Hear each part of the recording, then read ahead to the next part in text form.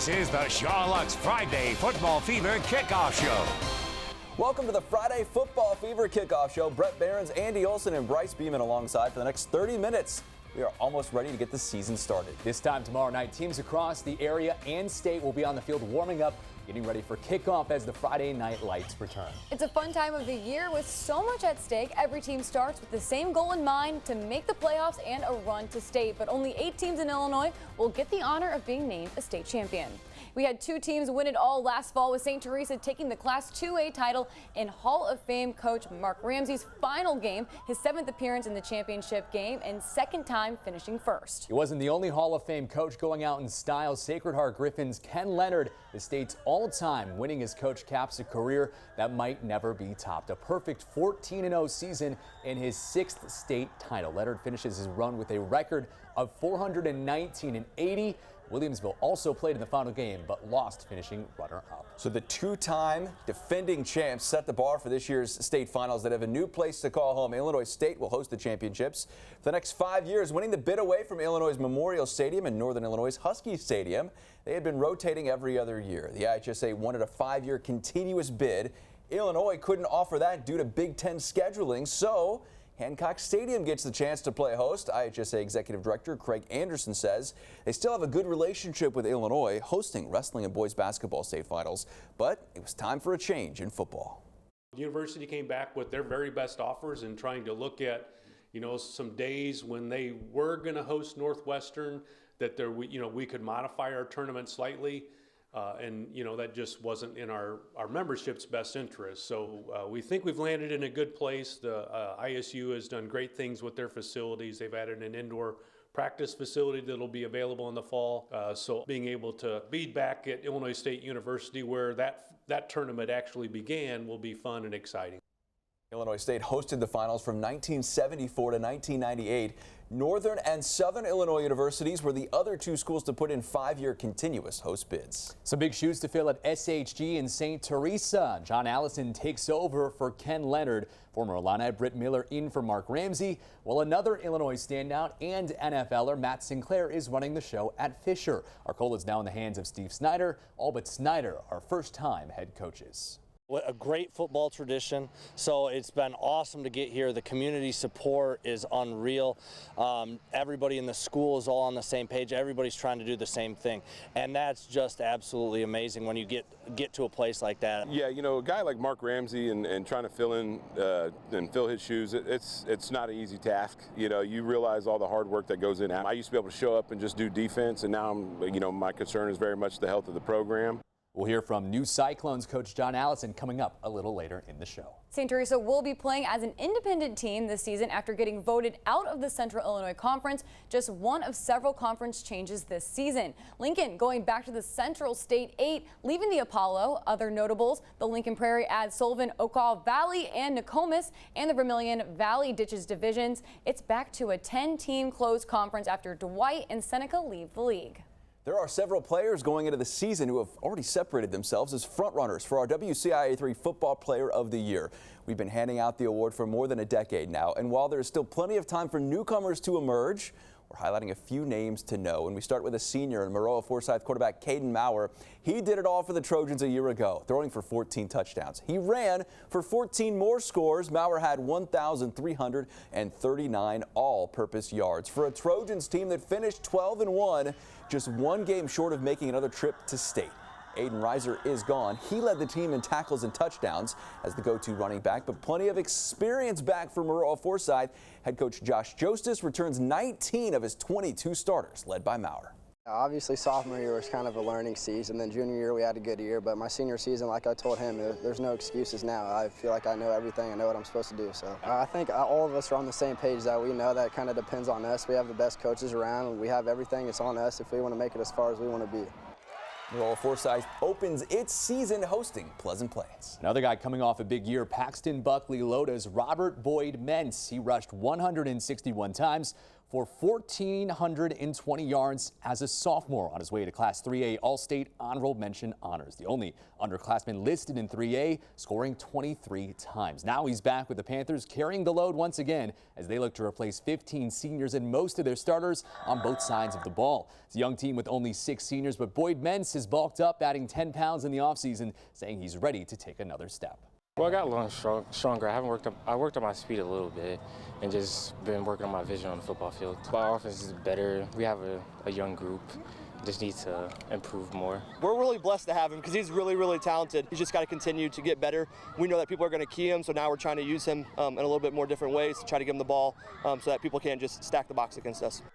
PBL opens its season at Illinois Valley Central. Mount Zion's Braden Trimble squarely in our conversation of players to watch. Just like Boyd Mentz, he also had an outstanding season, the only sophomore named to the Class 4A All-State team. Trimble had 76 receptions for 1,134 yards and 12 touchdowns. He also handled punt and kick returns, taking one back for a touchdown, accounting for more than 1,400 all-purpose yards. Trimble has sprinter speed, medaling in state track, and he's getting high major looks with offers from Northwestern and Miami, Ohio. He's hearing from several other schools, including Illinois.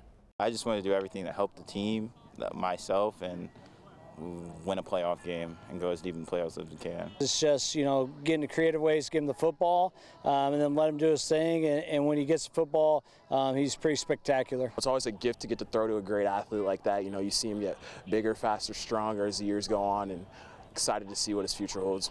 Mount Zion opens its season tomorrow night, hosting Limestone at 7:30. Trimble was a Play of the Week winner last season. Can he do it again? We'll select 3 of the best plays from Friday Football Fever and announce them every Monday. A social media vote will determine our winner. Look for the polls on our Facebook and Twitter pages. A winner will be unveiled every Tuesday.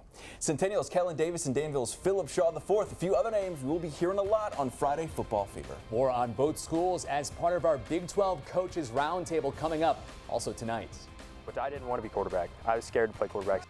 Shelbyville's Brody Bame is coming off a breakout junior season at quarterback for Shelbyville. How the All-Stater plans to take the next step as the Friday Football Fever kickoff show continues. You're watching the Shaw Lutz Friday Football Fever Kickoff Show. Shelbyville is one of the favorites to make some noise in the Central Illinois Conference this season. A big reason for that is quarterback Brody Bame. And Andy's come a long way considering he didn't even want to play quarterback just a few years ago. Yeah, Brody Bame caught everyone's attention during his junior season with not just his arm, but his running ability. Bame has grown into his own under center, even if he was a little timid to start. 4th through 7th grade, I played lineman because I was too big to play quarterback. I didn't want to be quarterback. I was scared to play quarterback. But the Shelbyville signal caller found comfort in the pocket quickly, starting on JV as a freshman and sophomore before taking over the varsity reins in 2022. I think I fell right into place. I think it was comfortable because I've grown up with those guys playing JFL with them. Through the year, he just worked his butt off, and he's a special athlete. The 6'4" quarterback turned in a special season for the Rams, throwing for 1,100 yards and running for another 800 with 34 total touchdowns, half through the air and half on the ground. All while picking off 3 passes while playing defense and throwing none of his own on his way to an All-State honorable mention at 2A. I've never had anything like that. I've been all conference before, but All-State honorable mention just meant a lot. He definitely makes us look good. It goes both ways. We all work for each other, and we got the right guys who make each other look good. Coming off an 8-win season, a first-round upset at the hands of Althoff Catholic left a sour taste in their mouth. They want to win. They are winners through and through, and we haven't had very many guys like that have that drive. I want to win as many games as we can. I know there's going to be tougher opponents, but I win as much as we can, and I want to make a deeper run in the playoffs this year. Bame is undecided about where he wants to play football at the next level, but has had college coaches reach out, and he's picking up baseball for the first time since freshman year this spring, of course, to get one last season with his friends. The other team in the CIC expected to compete for the title is Tuscola. The Warriors are led by senior quarterback Jordan Quinn, who is looking the part. He bulked up in the offseason, putting on 20 pounds, now up to 6'3", 205 pounds. The Warriors are coming off their first playoff appearance since 2019, going 9-3 a year ago. With 62 players in the program, numbers are strong for a Class 1A team, with guys like Nate Thomason and Austin Cummings providing the punch on offense behind Quinn. The most difference is just the confidence level I have. You know, last year I didn't know what to expect. I was confident in our team, but in myself, not so much. But this year, coming in a lot different, confident with myself a lot more.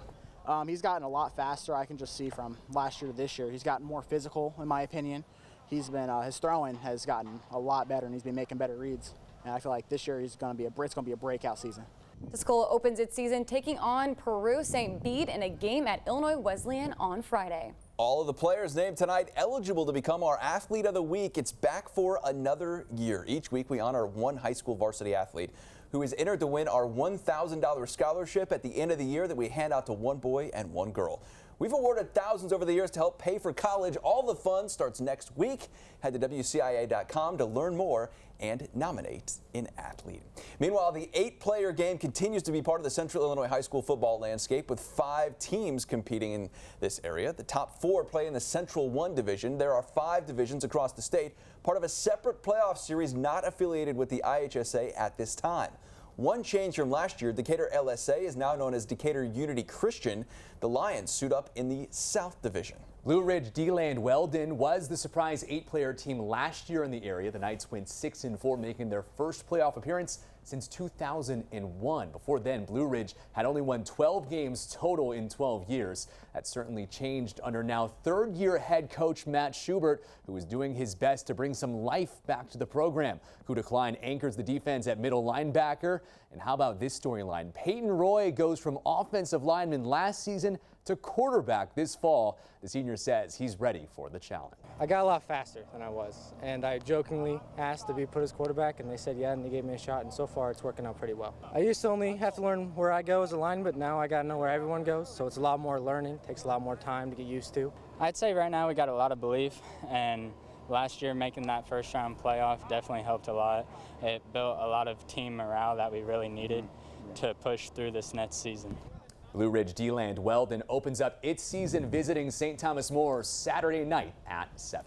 Our Big 12 Roundtable is next with Danville Central, Centennial, and Urbana coaches joining us in studio. And speaking of coaches, there are big shoes to fill for Sacred Heart Griffins' John Allison.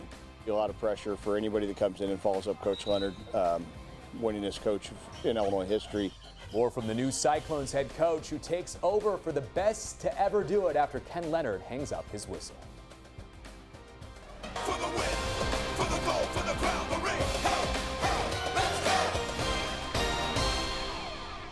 Welcome back to the Friday Football Fever Kickoff Show. Pleased to be joined by the 4 Big 12 coaches in our area to discuss all things football. Centennial's Kyle Jackson, Danville's Marcus Forrest, Central's Tim Turner, and Urbana's Curtis Blandon. Gentlemen, thank you for joining us here. The season almost ready to begin. Set for kickoff. Kyle, we'll start with you. Coming off the second straight playoff appearance for your program. That hadn't happened since 2014-15. What was key to getting that turnaround, and then what's the key for success for this year for you guys? We very much started 5 years ago now with building culture, and we said from day one that culture is going to be the most important step in anything we do. We build that culture first, everything else will follow, and we've kind of hammered on that all the way through and kept focusing on that year in, year out, and obviously some success has come with it. Again, we feel like we're doing some things right in terms of putting that culture out there that kids want to be a part of.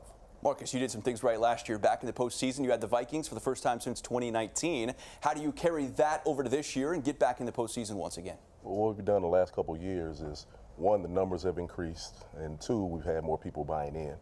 And when you get more people buying in, you know, like Coach said, you do stuff the right way, you have good things happen. And the last 2 years, we've continually grown, gotten better, learned from tough situations, and that's what we're just looking for this next year. Continue to play hard, continue to play tough, as we've been able to do, and building that culture of really playing hard and learning from those small mistakes, and hopefully you can grow on it, which kind of helps lead to sustained success. And we feel like we're competitive, we do the right things. Some games you're gonna win, some games you're gonna lose. As long as we play hard and we have the respect of the teams we play, we know we're doing the things the right way. and taking care of stuff in the classroom. You know, one of the best things I was happy about last year is I didn't have a varsity kid ineligible all year. And that was one of the first times that happened in almost 20 years. It's been a few years since you've had your club in that postseason. Well, what have you been building towards in that, and what are the keys for you this season? Well, we've been a young team for the past couple of years. I've played some freshmen, I've played some sophomores, and I think that fruit's about to pay off a little bit. We've got a good group of kids that are still young, but they've got a lot of varsity experience. So I'm excited to see what this group can do. I think they're really ready to show what they're made of in terms of, you know, they've put in so much work. I've got 8 juniors that will be playing varsity football that have played 2 straight years, right? So I think that with that type of experience, we're really excited. Curtis, you've been charged to tackle the turnaround at Urbana, and it is a big one at that. How is that process going? And just getting on the field, I know, is a big step for you guys. Yes, I always remind our players this is foundations. You're setting the foundation right now for years to come. We hope that you will see it come into fruition while you're there, but if not, just know that you set a foundation of a program instead of just a team. What are the biggest challenges in that, playing a JV schedule the past few years and now jumping back into that varsity slate? It's the numbers. Numbers for everyone as far as getting those numbers up and the belief system in those young people to say, you know what, I have the ability, I might as well come out. But now you've eliminated excuses because varsity football is back at Urbana. And I hear numbers from all of you, and this can be a question you guys can all answer. It's different than it was even 10 years ago, right? What are those challenges, Tim, for your program? And you mentioned that specifically just trying to get people out. Yeah, it's just challenging because, you know, these days there's so much other things that kids could be doing, and oftentimes they're choosing those. Our sport is a hard one, right? We ask a lot of our kids. It's a pretty demanding, pretty grueling, physically and mentally. And so, you know, we've just got to be able to reach out to the kids that crave that, and not all people crave that. So it's just a matter of finding the right kids, staying in the halls, being positive at every turn, and I think those numbers will change. Marcus and Kyle, is it cyclical? Do you guys see numbers going up and down? And is that a challenge in itself just to keep numbers at a high pace, even at big schools like you guys have? I think it's a part of being cyclical. And also, you know, I kind of look at it with COVID. The seniors this year would have been freshmen the COVID year. So, you know, I remember going into that summer before that year, I had 107 kids. When we came back, you know, I went through a transplant and other little things, come back and we had 34. So I think, you know, a lot of things contributed to that. But it's about, you know, getting kids interested, building relationships so they want to come out and play, and get them an idea to knowing that, one, it is tough, it's challenging, but you can come out, have fun, and really build friendships that will last a lifetime. So once they understand that, they start coming out a little bit more. Kyle, I know your numbers have really been good. What have you seen in that, maybe a case study for not just everyone here, but everyone across the state to get guys out for football? Like I said, it all starts with culture. We try to build a culture that kids want to be a part of. We hold them accountable in the classroom. We talk about, you know, really more of that stuff, off the field stuff, grades, how you're behaving, those kinds of things, and how much that is going to affect on the field. And if you have success there, you can have success on the field. And so we focus on that first, and I think kids, like Coach T, I think, said, they want that, even if some of them don't act like they want that, right? You get them into that that routine and structure, and I think if you can get them buying in, more kids buy in, and it's a domino effect. Guys, thank you so much for your time. Best of luck this season. Thank you. The state's all-time winningest coach is now retired. We head to Springfield next to hear from the new Sacred Heart Griffin coach, John Allison, who will do his best to replace Ken Leonard. This is the Friday Football Fever Kickoff Show. Rolls on. For the win, for the gold, for the crown, the ring. Let's go. High school football is everything. You're watching the Charlotte's Friday Football Fever Kickoff Show. A new era begins at Sacred Heart Griffin. Ken Leonard has walked the Cyclones sideline since 1984, but now he's passing the torch. And John Allison has the tall task of trying to follow in his footsteps. Following the footsteps of the all-time winningest coach in Illinois state history can be a challenge, but as Allison says, it's been a smooth transition and he's ready for a new era at SHG. Sacred Heart Griffin head coach John Allison has some big shoes to fill. It's obviously a lot of pressure for anybody that comes in and follows up Coach Leonard, winningest coach in Illinois history. The offensive coordinator transitioned into the head coaching role when Leonard retired last season after winning the Class 4A state championship. But Allison has been right beside Leonard for nearly 20 years at SHG. Almost all of our coaches are in similar roles to what they've been in the past. We've probably got one of the most tenured staffs around, you know, in terms of the number of years that we've all been here. And keeping that winning mentality going is easy for Allison, with 6 state championships under his belt with the Cyclones controlling the offense.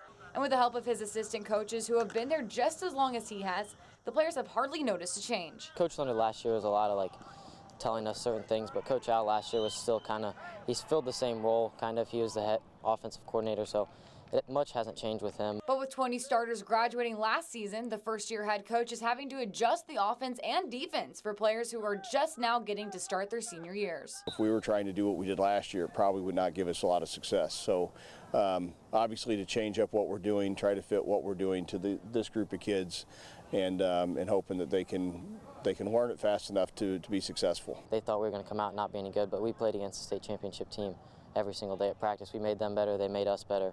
And so coming out this year, most of us haven't had varsity reps, but we're going to come out and do our best and surprise people, hopefully. Losing that many starters may not make things easy for Allison for his first year as head coach, but he says he's confident SHG will still be a team that's tough to beat. Our Friday Football Fever Spotlight games return, and we get it started with an Illini Prairie showdown between defending champ Prairie Central visiting Unity. Here are the other Spotlight games for the first few weeks of the season.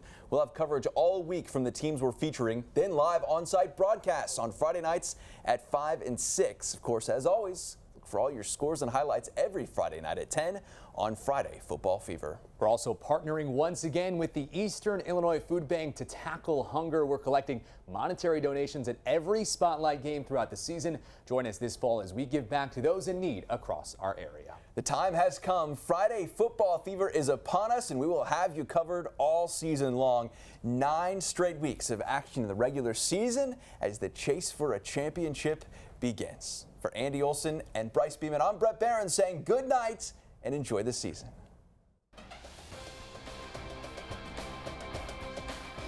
This has been the Shaw Lutz Friday Football Fever Kickoff Show.